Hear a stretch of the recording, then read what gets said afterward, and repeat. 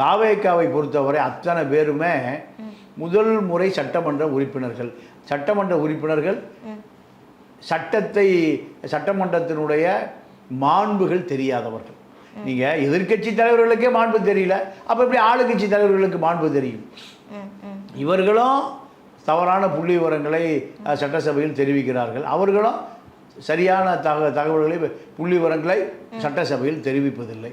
இது ஆரோக்கியமான போக்காக தெரியவில்லை. இரண்டு பேருமே, ஆளுங்கட்சி எதிர்க்கட்சி இரண்டு பேருமே மக்களுடைய வரிப்பணம் பல கோடி ரூபாய் விரயமாகிறது, வீணாகிறது. இது மக்களுக்கு போய் சேர்கிற பொழுது இரண்டு பேரையுமே தவிர்த்து விட்டு வேறொரு சக்தியை தேட வேண்டிய ஒரு சூழலுக்கு பொதுமக்கள் தள்ளப்படுகிறார்கள். மக்களுடைய பிரச்சனைகளை பேசுவது, மக்களுடைய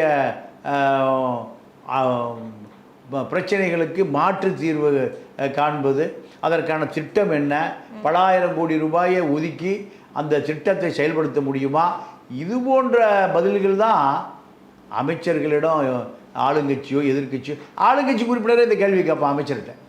அப்போ அவர்களுக்கும் இதுதான் பதில், எதிர்கட்சிக்கு இதுதான் பதில்னா நிர்மல்குமாருடைய போக்கு வன்மையாக கண்டிக்கத்தக்கது.